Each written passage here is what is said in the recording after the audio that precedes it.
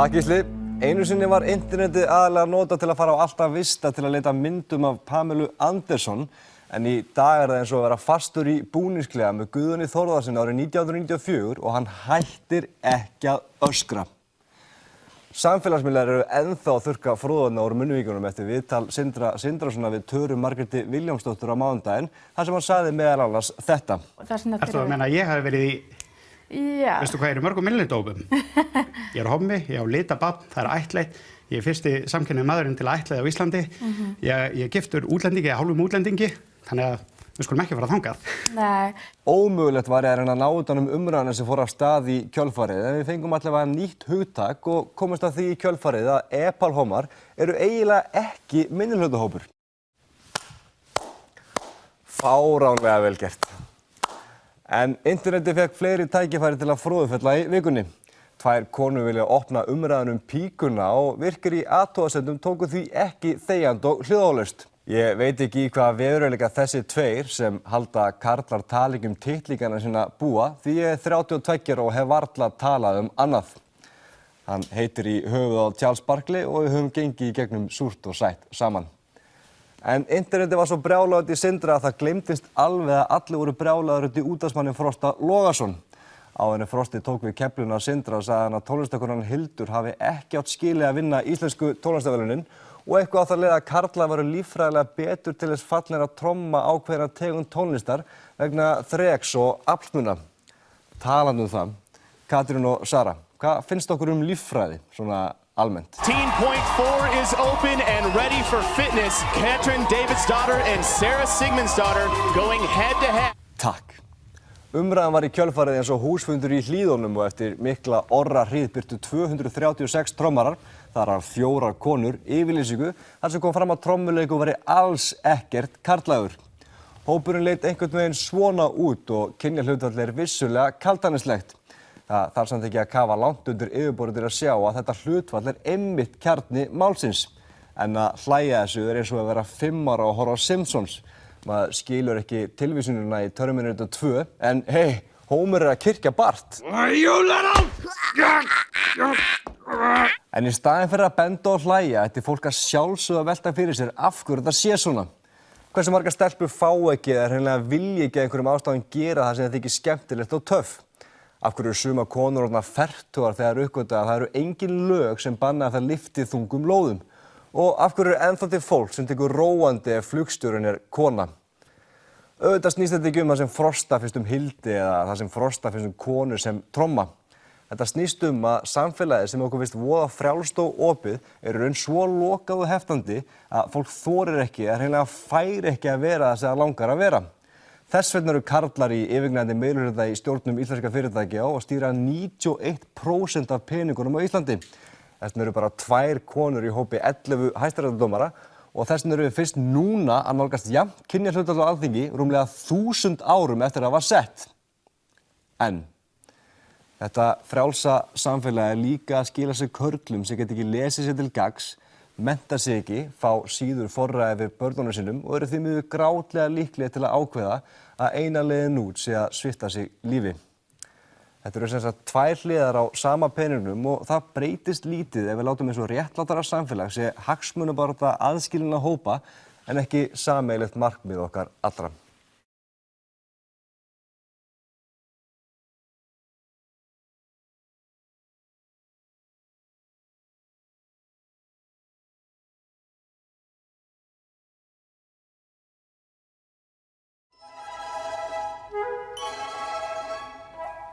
The single most common question I get asked is, are you a boy or are you a girl? The simple answer is no. But then the response after that is usually a very confused, what? So here is the explanation. I am non-binary, and that means I identify as something other than male or female. Our society and history has led us to believe over thousands of years that there are only people who are male and people who are female. But that is because past society has based gender on physical sex. Let me see what it is, nurse. Ah, yes, what a strapping young lad.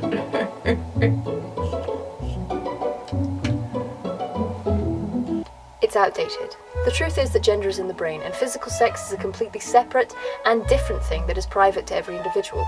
What people really mean when they're asking the boy or girl question is creepily, "So, what genitals do you have?" People need to realize it doesn't matter what living meat skeleton you've been born in, it's what you feel that defines you. Non-binary is a blanket term for anyone who identifies out with the binary gender. There are endless ways of being non-binary, and no two people identify in the same way. So just remember, gender is what you feel, not what your parts are. Don't be afraid to be yourself. Bye, guys.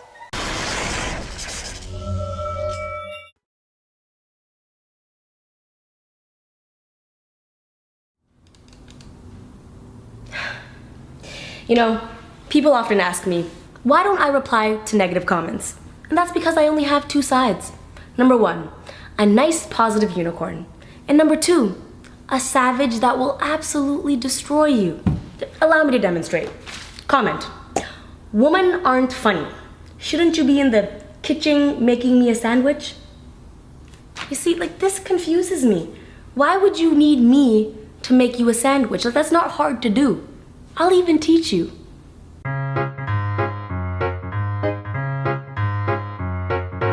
Hello. First, you take out your ingredients. Here's what you'll need to make the sandwich.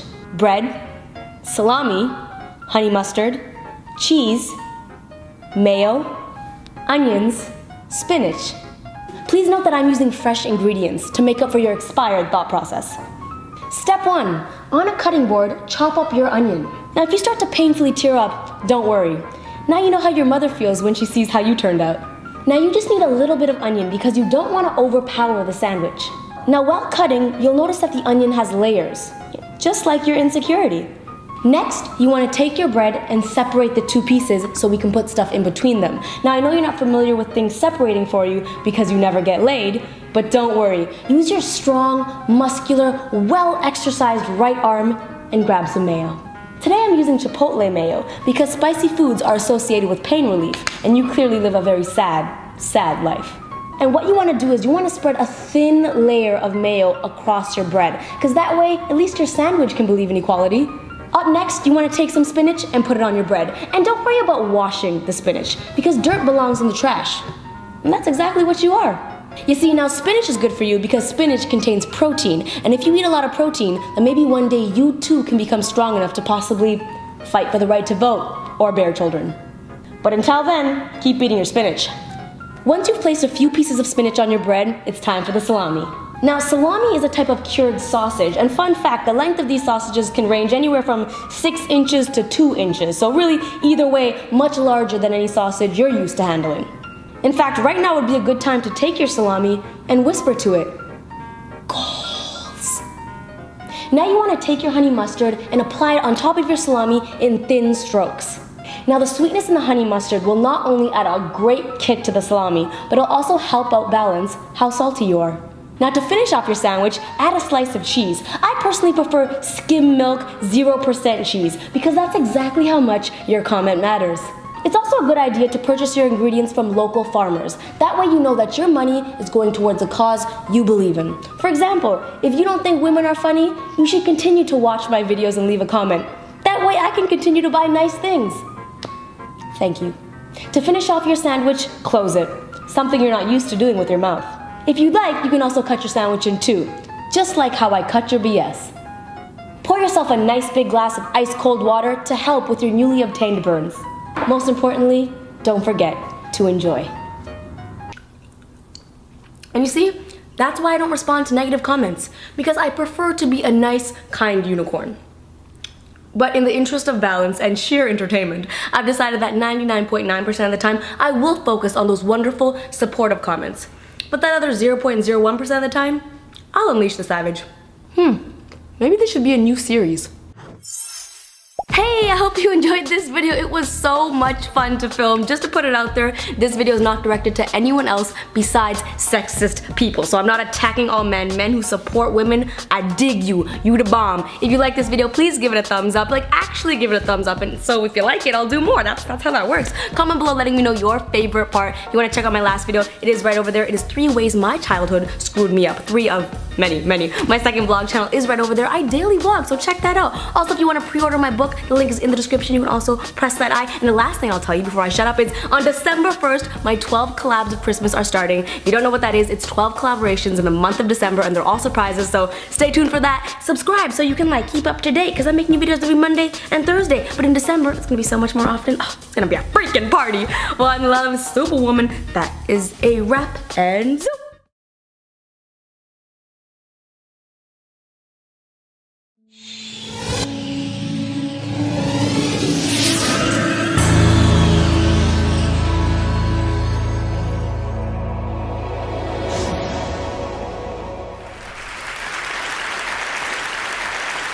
So I grew up in New York City, between Harlem and the Bronx.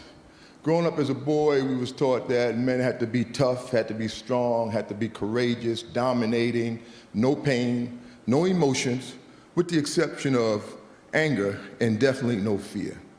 That men are in charge, which means women are not. That men lead, and you should just follow and just do what we say. That men are superior, women are inferior. That men are strong, women are weak. That women are of less value, property of men, and objects, particularly sexual objects. I've later come to know that to be the collective socialization of men, better known as the man box. See, this man box has in it all the ingredients of how we define what it means to be a man. Now, I also want to say, without a doubt, there are some wonderful, wonderful, absolutely wonderful things about being a man. Well, at the same time, there's some stuff that's just straight up twisted. And we really need to begin to challenge, look at it, and really get in the process of deconstructing, redefining what we come to know as manhood. This is my two at home, Kendall and Jade. They're 11 and 12. Kendall's 15 months older than Jade. There's a period of time, you know, when my wife, her name is Tammy, and I, we just got real busy and whip it, bit, bam, boom, Kendall and Jade. All right? And when they were about 5 and 6, 4 and 5, you know, Jade could come to me. It didn't matter, come to me crying, you know. It didn't matter what she was crying about. She can get on my knees, she can snot my sleeve up, just cry it out, Daddy got you, that's all that's important. Now Kendall, on the other hand, and like I said, he's only 15 months older than her, he come to me crying.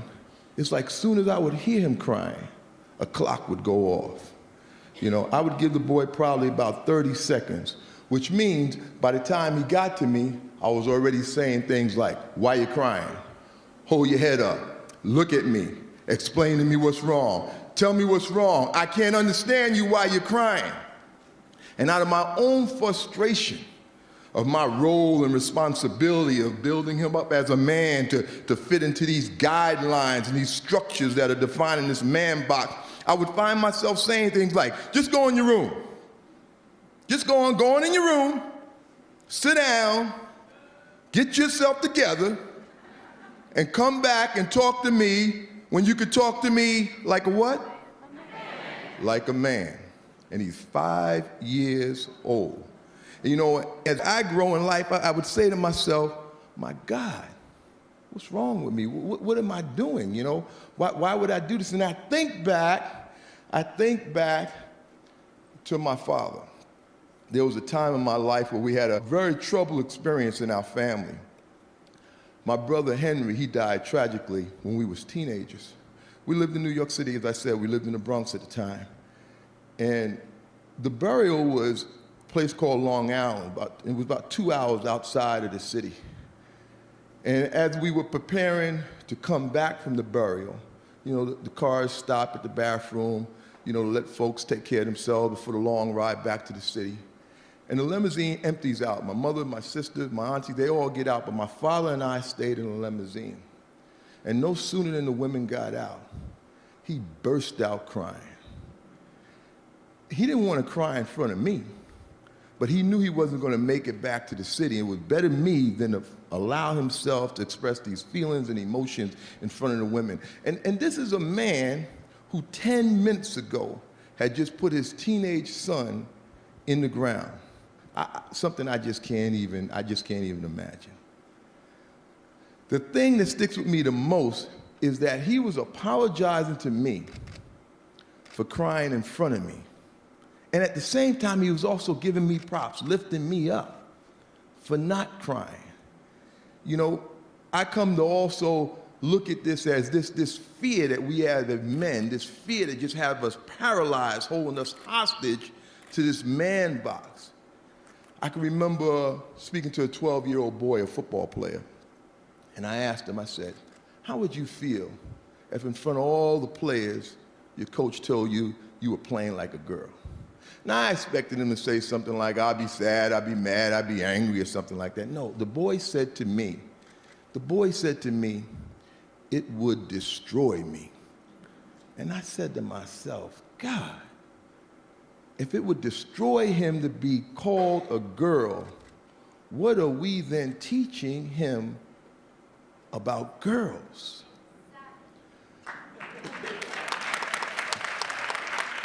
It took me back to a time when I was about 12 years old. I grew up in tenement buildings, you know, in the inner city, and at this time we're living in the Bronx. And in the building next to where I lived, there was a guy named Johnny.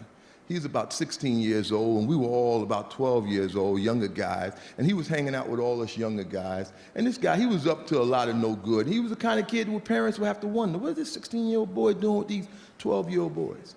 And he did spend a lot of time up to no good. He was a troubled kid. You know, his mother had died from a heroin overdose. He was being raised by his grandmother. His father wasn't on the set. His grandmother had 2 jobs. He was home alone a lot. But I gotta tell you, we young guys, we looked up to this dude, man. He was cool. He was fine. That's what his sister said. He was fine, right? He was having sex. You know, we all looked up to him. So one day I'm out in front of the house doing something, just playing around, doing something, I don't know what. He looks out his window, he calls me upstairs. He said, hey, Amp, they called me Anthony growing up as a kid. Hey, Anthony, come on upstairs. Johnny called, you go. So I run right upstairs. As he opens the door, he says to me, do you want some? Now, I immediately knew what he meant, because for me growing up at that time and our relationship with this man box, do you want some meant one or two things, sex or drugs. And we weren't doing drugs. Now, my box, my card, my man box card was immediately in jeopardy. 2 things. One, I never had sex. And we don't talk about that as men. You only tell your dearest, closest friends, sworn to secrecy for life, the first time you had sex. For everybody else, we go around like we've been having sex since we was 2. There ain't no first time.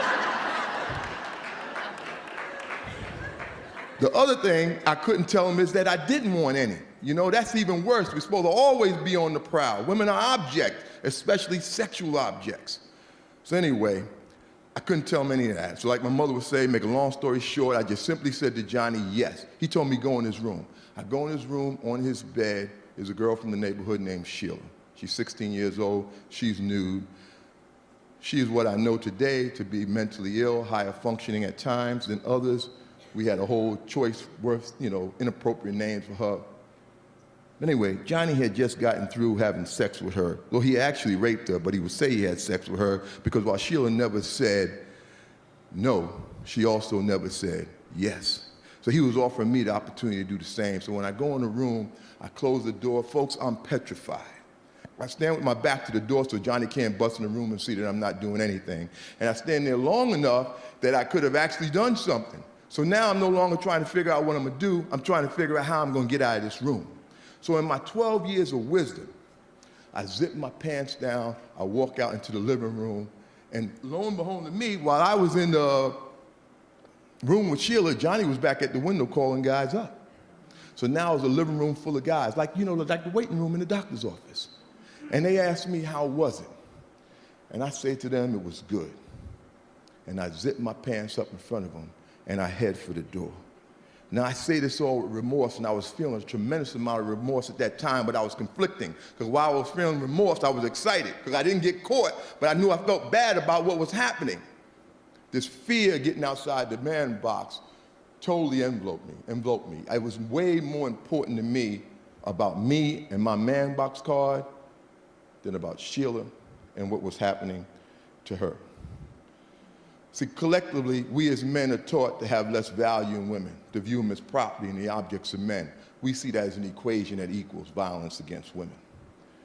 We as men, good men, the large majority of men, we operate on the foundation of this whole collective socialization. We kind of see ourselves separate, but we're very much a part of it. You see, we have to come to understand that less value, property, and objectification is the foundation, and the violence can't happen without it. So we're very much a part of the solution as well as the problem. The Centers for Disease Control says that men's violence against women is at epidemic proportions. It's the #1 health concern for women in this country and abroad. So quickly, I'd like to just say, you know, this is my love of my life, my daughter Jade. The world I envision for her. How do I want men to be acting and behaving? I need you on board. I need you with me. I need you working with me and me working with you on how we raise our sons and teach them to be men. That it's okay to not be dominating. That it's okay to have feelings and emotions. That it's okay to promote equality. That it's okay to have women who are just friends and that's it. That it's okay to be whole. That my liberation as a man is tied to your liberation as a woman. I remember asking a 9-year-old boy, what would life be like for you if you didn't have to adhere to this man box? He said to me, I would be free. Thank you, folks.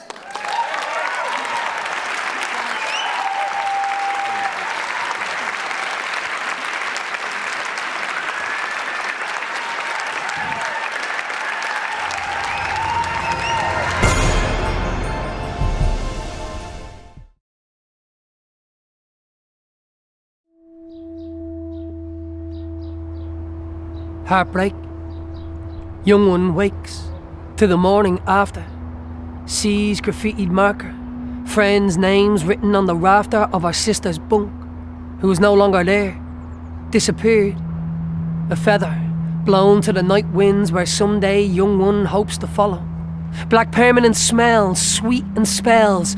Christine, 1916, Deborah, up the Ra, Jenny loves Carl, tailored as a slag. I love Sean.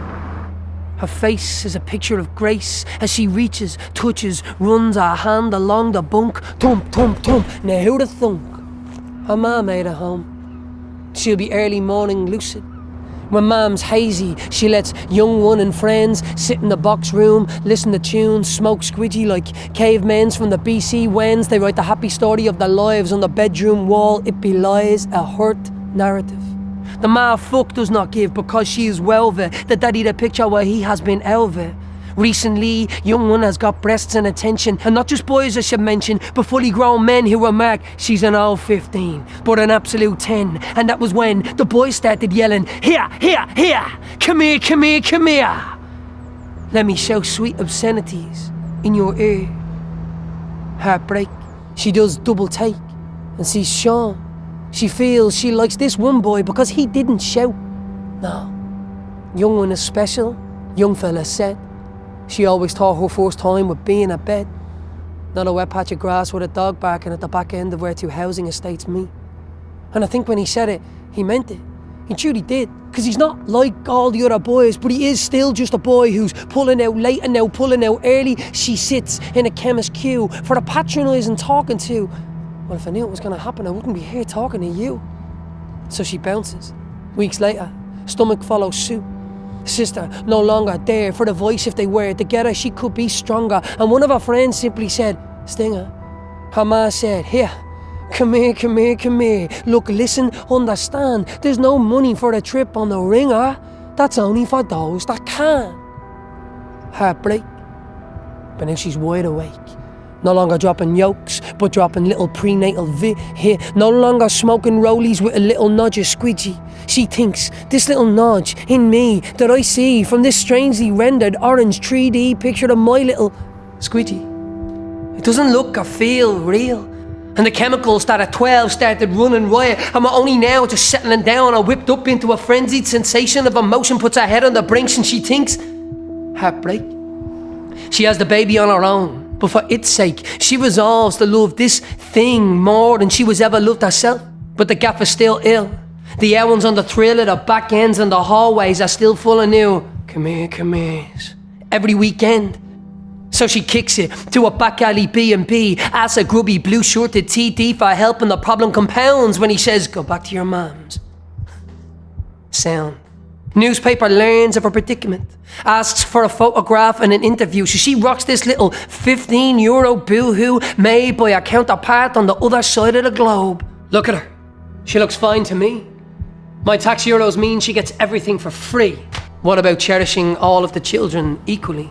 Was a poet's way of describing Catholics and Protestants living harmoniously under one flag.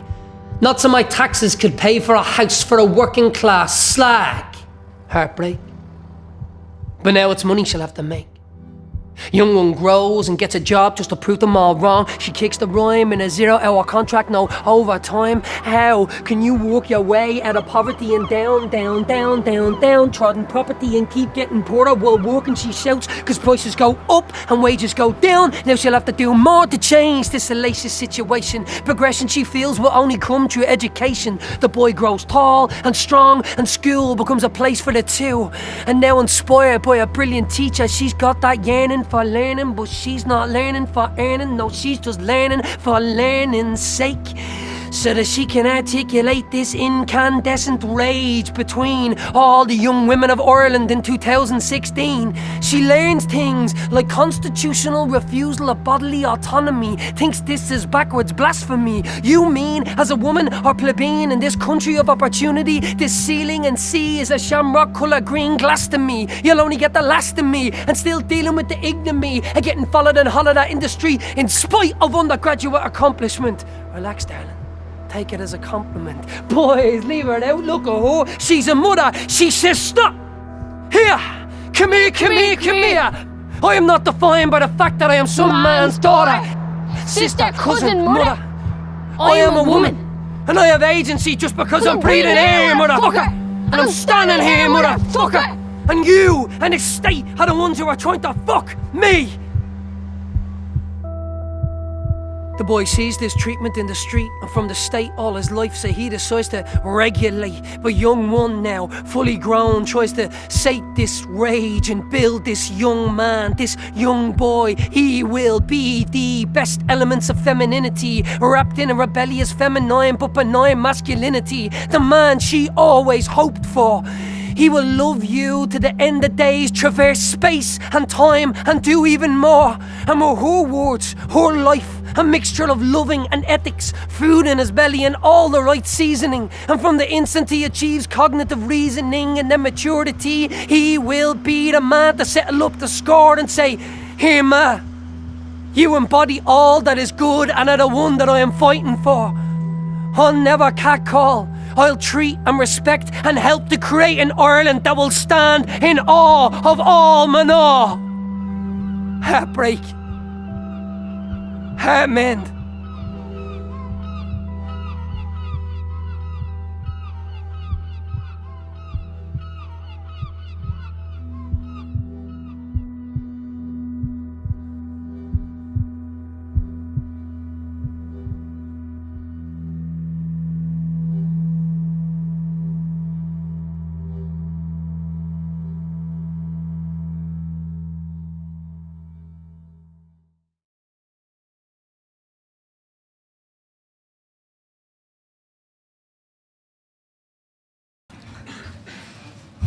The first boy who held my hand told me boys don't want to hear about vaginas bleeding. Younger me could smell the misogyny. Vaginas only meant to be fucked, breasts only meant to be sucked, mouths only meant to blow. It's true, I know my waist meant to be compared to an hourglass. My voice only meant to quiver, please, fast. Yet I am silenced, for all we boil down to is sexual interaction. Not just me, my mother, sisters, friends all quicken the pace post 8:30 in the evening. My mom telling me to wear skirts out less often, Nirbhaya and more left forgotten. We don't want to be another of India's daughters, do we? So I wear my jeans long and wear my tops high, don't show my cleavage or a hint of my thighs. Don't want to be mistaken for wanting it. Because if I wear less, I'm more than just flaunting it, I'm risking it. Risking not my virginity, but my life. My hymen seems to be sacred, told to keep it till I'm a wife. If not, I'm a whore, a slut and skank and more, not as pure as I was before. 15-year-old Lakshmi didn't like 32-year-old Guddu back, and Guddu dealt with it real maturely. He made her the victim of an acid attack. Lakshmi could be your sister, your girlfriend, your cousin. We're girls, women, human, not a burden. So I asked my male friend to drop me home because his privilege will protect mine. I'm sorry, Dad, I was catcalled in my uniform at the age of 9. This isn't an all-man thing, I know, trust me, I do. But the men I can trust are only a few. At the age of 12, my bra straps are sexualized. At the same time, we don't get damn sexual rights. My aunt raped by her husband, but marital rape is fine. Pucker up, it's a mad design, get in line. So what I'm trying to say here tonight is, I'm sorry I was brought up in a family where my brother taught me wrong from right, where my mother believes in our generation to better the world and make it slightly easier for each and every girl. Thank you. For I see men in this room reaching out for help, realizing the bane of the womb, being saved by the sin of a few. We're all collectively reaching out for you. Thank you. Give it up for Aranya, guys! Give it up for Aranya!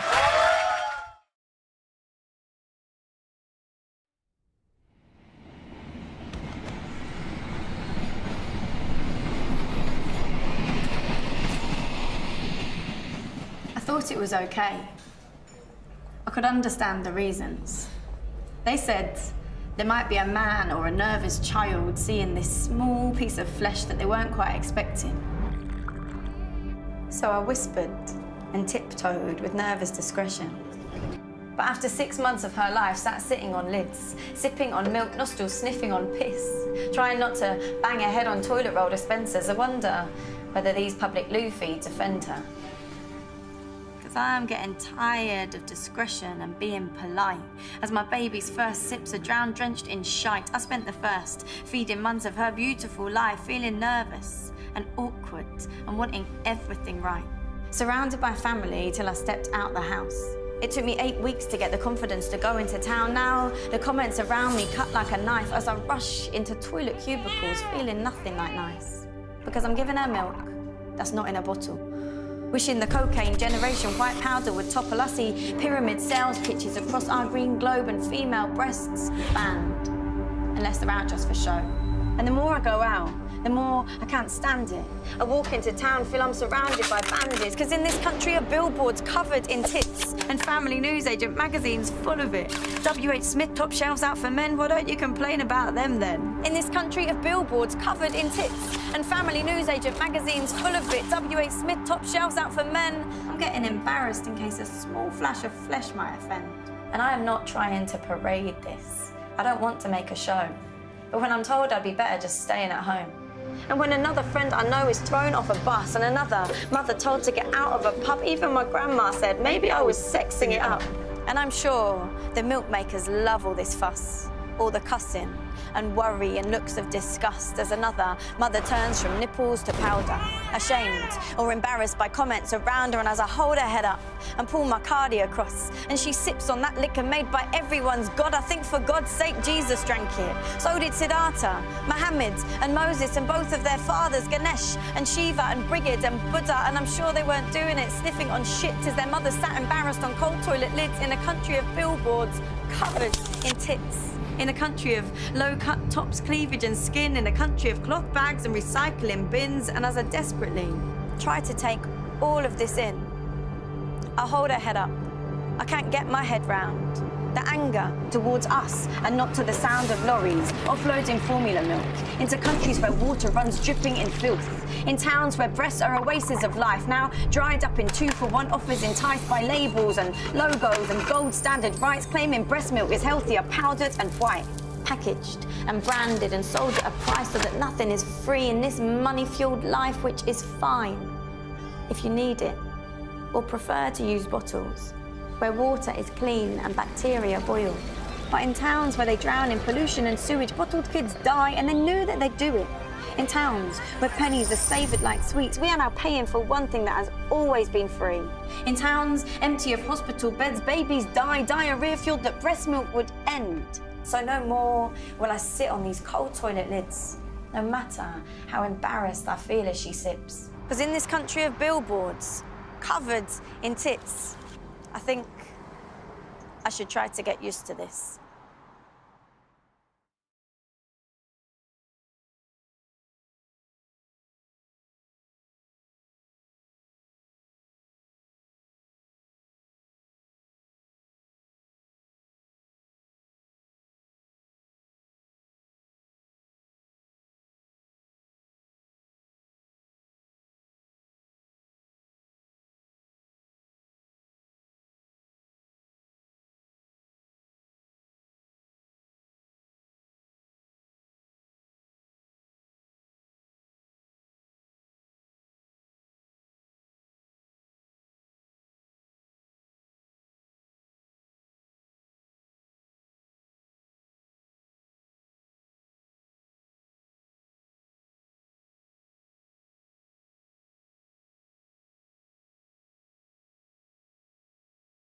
All right, welcome to my salon. 3 years ago, I was doing your hair right in this spot, and Reiko was right here. She was a baby. Remember, she's on my chest? And then I took a picture, and then it went all over the internet. People look at me like, why are we celebrating this dude? Why are we celebrating fathers? Why are we celebrating a man doing what he's supposed to do? You know what my response is? We should celebrate these men. Celebrate them, shout from the rooftops. Oh my gosh, this man is involved. We have to normalize fatherhood. In order to get to the point of normalization, we have to celebrate it. My mission is people to see my viral picture and be like, that's not a big deal. We're not there yet. We're getting there, we're not there yet. This is one lumpy ponytail. But it's okay, I still love you. Give me kisses. All done. Next! Oh boy, look at this. Look at this. What are we gonna do with this? She's gonna grow up and be like, Daddy did my hair all the time. And that's what she's going to expect out of her future man or partner. Someone who's involved in every single way. And I'm just trying to do the best that I can, even though it's not perfect. How do you look? How do you look? How do you look? Good.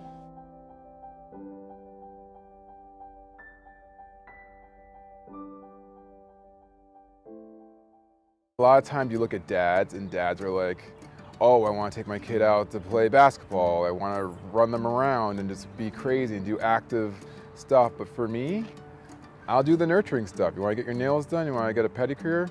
I'm coming with you. I'm not going to be chaperone. Like, I'm getting in it. I walk in to get a mani pedicure and like a lot of people are like, whoa, dude, why is this 6'2", 205-pound black man walking in with his daughter?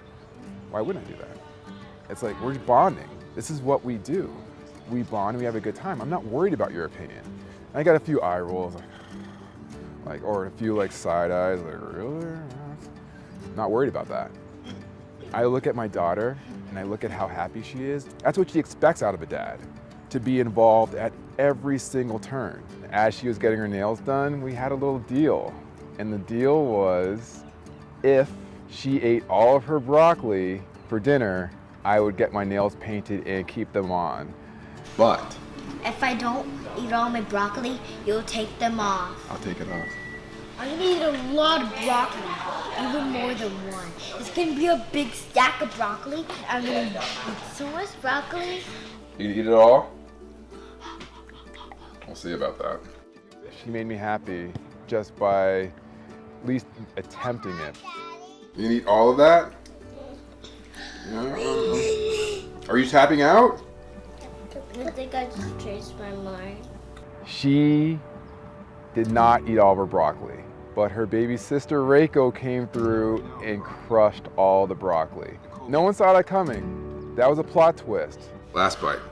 You just never know. Surprises. Parenting is all about surprises. The new undisputed champion is Reiko! Yay! Kids will not remember the expensive birthday parties that we planned for them. They will remember the little memories. They're gonna remember the mani-pedi days. Everyone wants to be a dad of the year or a mom of the year. Just be a dad or a mom of the moment.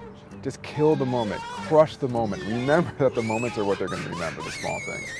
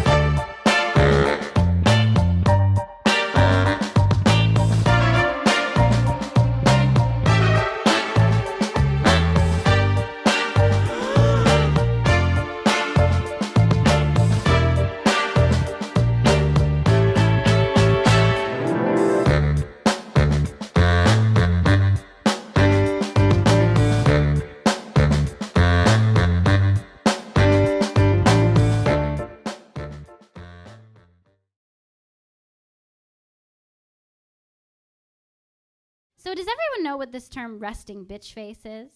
Okay, so that's a term coined by someone who was just generally unhappy with the fact that women aren't smiling literally all the time. So you're like sleeping and he's like, you have a bitch face. And you're like, I mean, I'm literally taking a nap. So I'm sorry, I don't know what.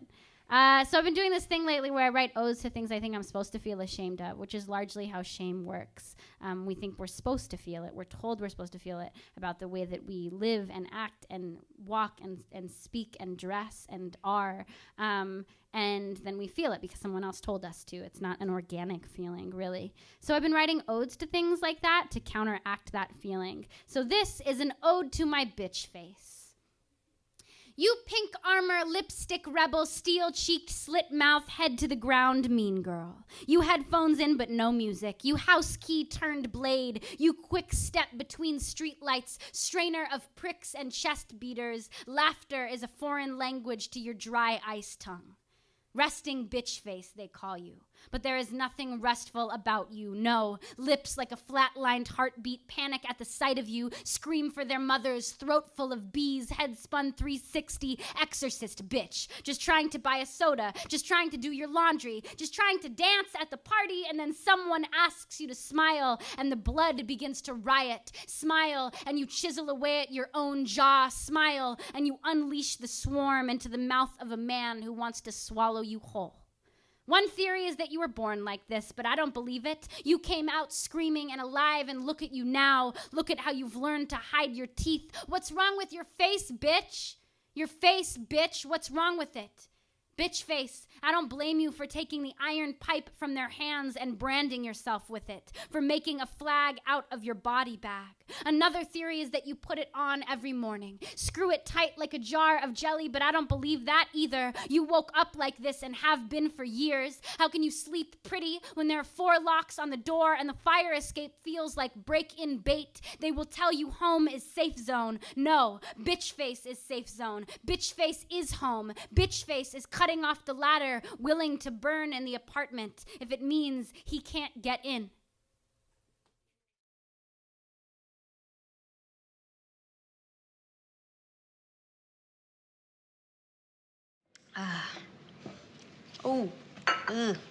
Just got my period.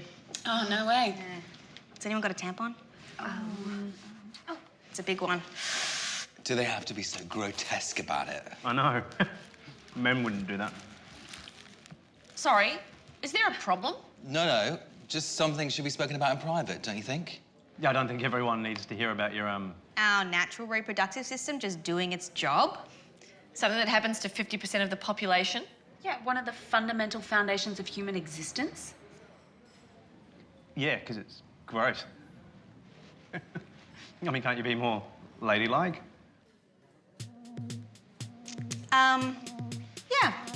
Yeah, we can be more ladylike. Sorry, guys. Thanks, sweetheart. That'd be great. I got that flow. I've got that flow. I've got that 5-day flow. I've got that flow. I got that once a month flow. That flow that happens down below. It's spread all throughout my panties, so I'm glad they were fancy. I can't go on that first date, cause I am dripping ovulate. Just go out and get your tramp on. I'll make sure I pack a tampon.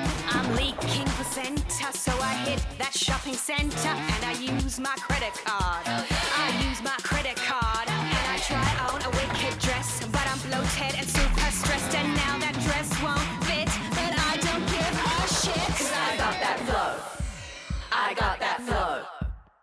And I think that you should know I got that flow.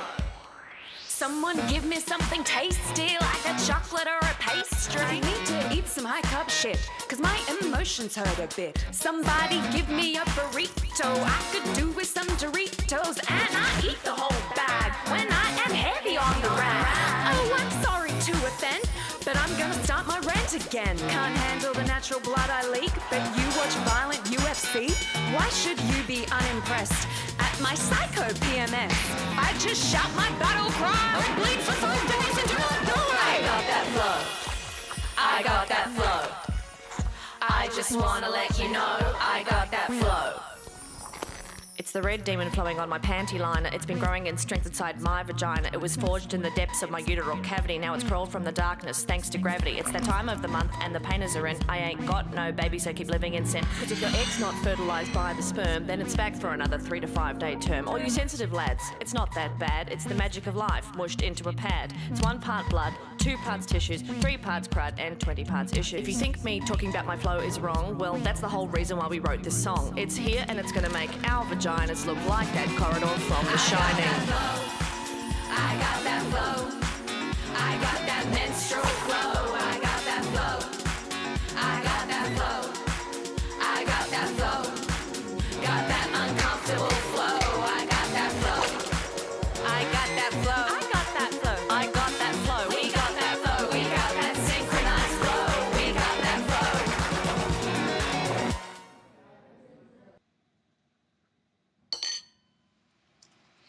You've got something on you. Oh, thanks. Here are your Bloody Marys. Extra bloody. It's on us.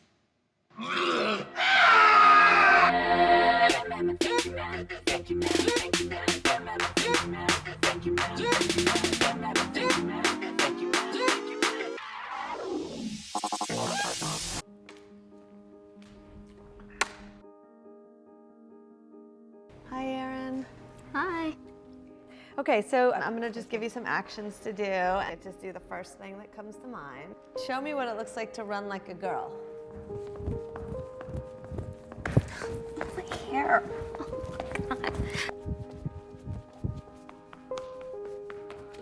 Show me what it looks like to fight like a girl. Now throw like a girl. Aw. My name is Dakota, and I'm 10 years old. Show me what it looks like to run like a girl. Throw like a girl. Fight like a girl. What does it mean to you when I say run like a girl? It means run fast as you can.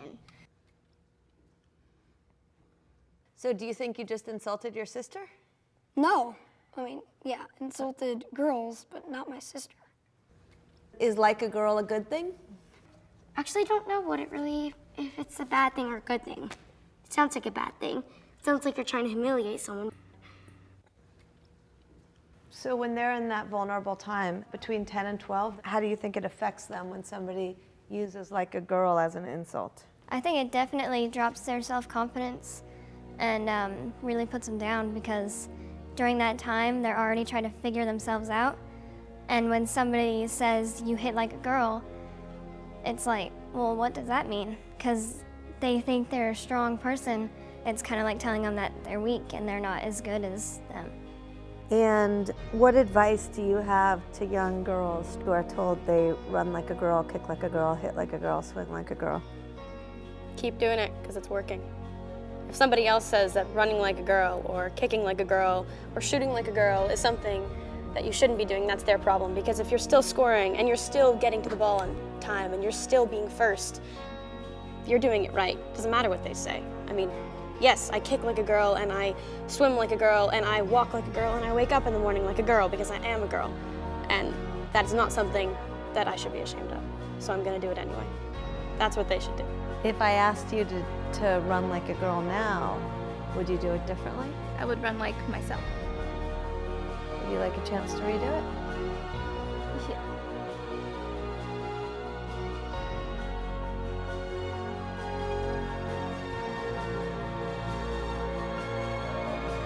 Why can't run like a girl also mean win the race?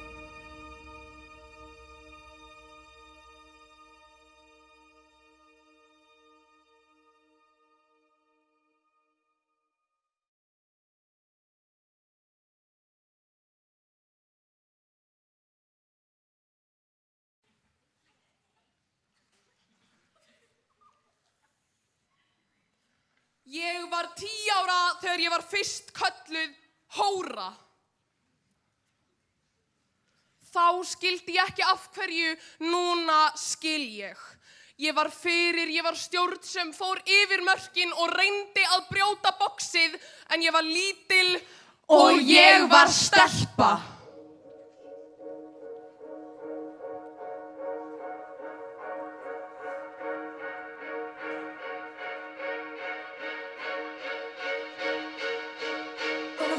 Elsku stelpur, ekki fara ykkur að voða, ekki taka í burtu plássið sem frátekið af strákum, því að ef þú ert með tippi, færðu einn fermeter í viðbót, ekki krefjast þess að þið séuð virtar, þið eigið minna skilið, klæddu þig eins og ég vil hafa þig, haltu þig í þínu horni, málaðu þig meira, málaðu þig minna, málaðu þig minni. Klæðaburðarviðmið samfés númer 1. Ef klæðast á kjól eða pilsi sem nær ekki niður fyrir hné, skal klæðast lituðum sokkabuxum eða leggings, vegna þess að leggir á 15 ára stelpum gefa of mikið í skinn. Númer 2. Vara skal klæðast oflegnum bólum eða kjólum, vegna þess að húðin á 15 ára stelpum gefur of mikið í skinn. Æstu þig, æstu þig, æstu þig! Þú umbrýðum óréttlæti og eftir að öskra!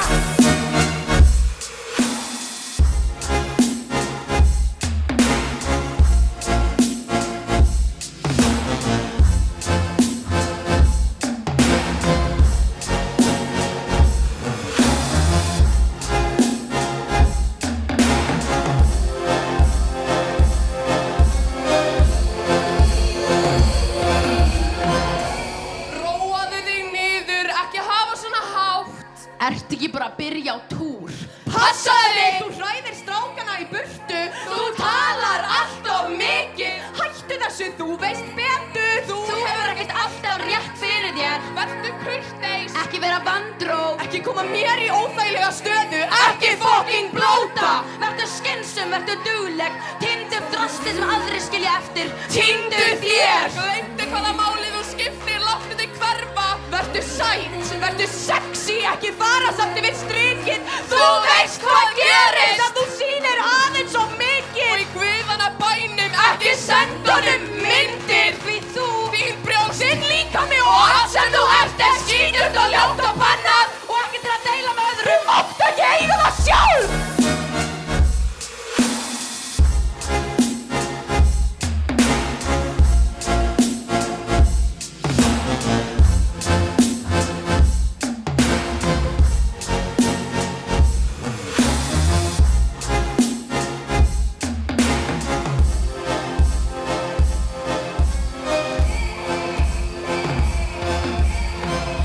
Elsku feðraveldi, veistu þegar þú segir mér að róa mig og halda bara kjafti, hvetur mig áfram til að öskra af öllu afli. Þú getur ekki stoppað þess að þú veist að það er að koma. Þú skilur ekki erfiðið, þú ert ekki kona. Þið horfið upp á sviðið og sjáuð ekki stráka og einhverjir hugsa, hvar er jafnréttið í þessu? En við viljum vita, hvar er jafnréttið í öllu? Hvar eru konur í heiminum yfir höfuð? Það eru konur hérna á þessu sviði núna. En sumir þurfa alltaf að skima eftir strákum. Við höfum barist svo lengi fyrir ótal sjálfsögðum hlutum að baráttan í sjálfu sér er orðin sjálfsagður hlutur. En við byggjum ykkur stelpur að halda alltaf áfram, að gleyma ekki skiltunum sem stóðu upp úr göngum, að gleyma aldrei konunum sem hrópuðu í myrkri, að gleyma síst öllum stelpunum sem voru dónar og tíkur og fyrir. Stelpur krefjast athygli, ekki reyna að hunsa okkur. Stelpur krefjast tækifæra, ekki reyna að hindra okkur. Stelpur krefjast virðingar, ekki reyna að stoppa okkur. Stelpur krefjumst jafnréttis.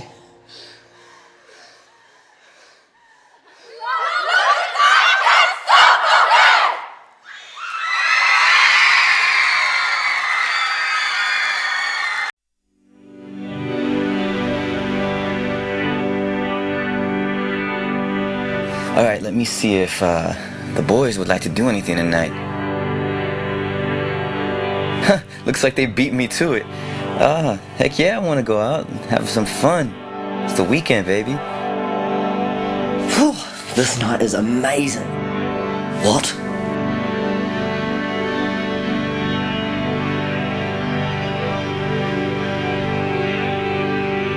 2 cubicles, both out of order. Not both of them.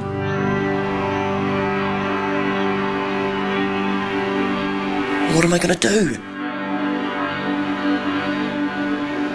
Oh no, that looks like the bank's number. I'm gonna have to take this. Hello? Yes, Hannah Winterbourne. Yes, speaking.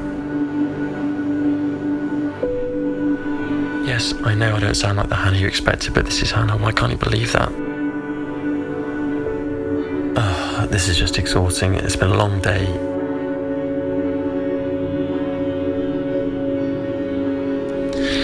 I don't want to go through this every time. No one else has to go through this.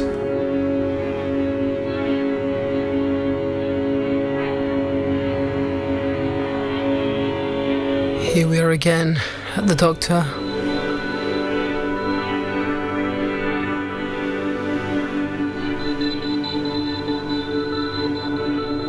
God, I hate being here. They know I'm not supposed to be here. I know I'm not supposed to be here.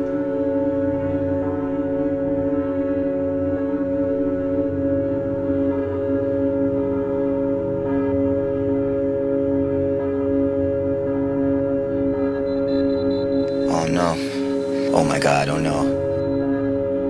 Why am I just frozen here staring at this wall? Laith, just move. Is he looking over here? If I drop my towel now, he's definitely gonna know I'm trans.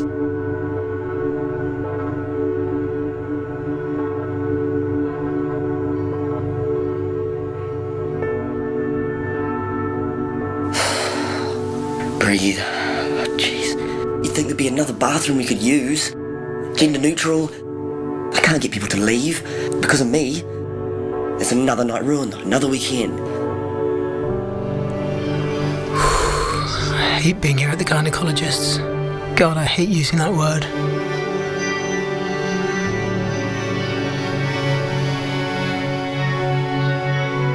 I've told you it's me, just believe me. Why do I need to spell my name? It doesn't make a difference. It's still gonna be Hannah. I'm still Hannah. Oh. No, not sir, not sir, not sir. I'm never sir, I'm miss.